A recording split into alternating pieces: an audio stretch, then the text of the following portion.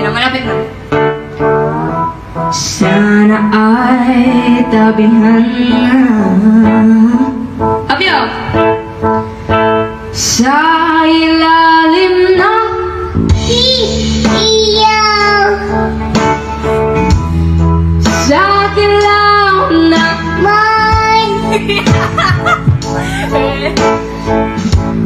pakinggan mo ang Ikaw sa kilaw na May Very good! ayokong mabuhay ng malungkot. Ikaw ang nagpapasaya Ayaw ka. at magkakasama hanggang sa pagtanda.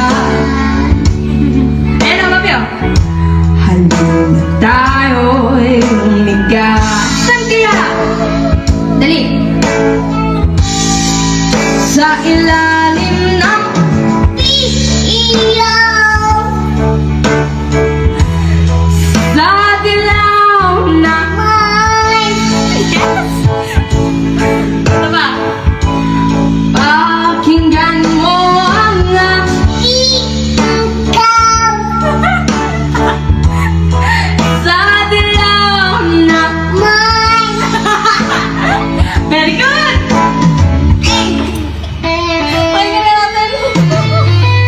Kayo po na nakaupo, subukan nyo namang tumayo.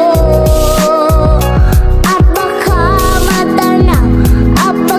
matanaw ninyo ang tunay na kalagayan ko.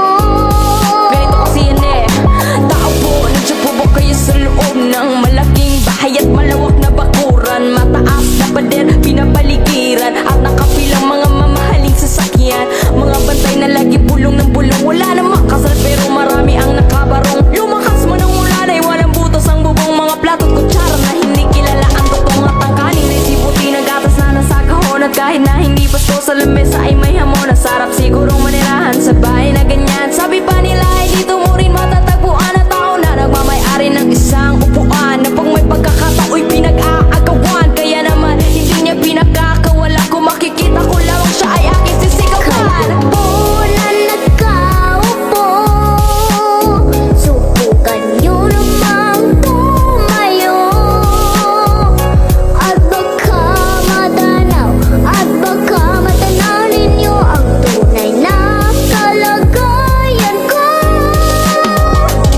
Mawalang galang na po sa taong nakaupo. Alam niyo bang patagal ng bigas namin na hindi puno. Ang dingding ng bahay namin ay pinagtapit-taping yero. Sa gabi ay sobrang init na tumutunaw ng yelo na di kaya bilhin at pangilagay sa inumin. Pinakulong tubig sa lumang takuring uling-uling. Gamit lang panggatong na inanod lamang sa estero na nagsisilbing kusina sa umagay aming banyo. Ang aking inay na may kayamanan, isang kaldero na nagagamit na pag ang aking ama ay sumweldo. Pero kulang na kulang pa rin, ulam na tuyot asin. Ang 50 pesos sa maghawi pagkakasyahin. Di ko alam kung talagang maraming harang o mataas ang ang bakod o nagbubulag-bulagan lamang po kayo. Kahit sa dami ng pera nyo, wala doktor na makapagpapalino ng mata nyo kaya Huwag kang masyadong halata, bato sa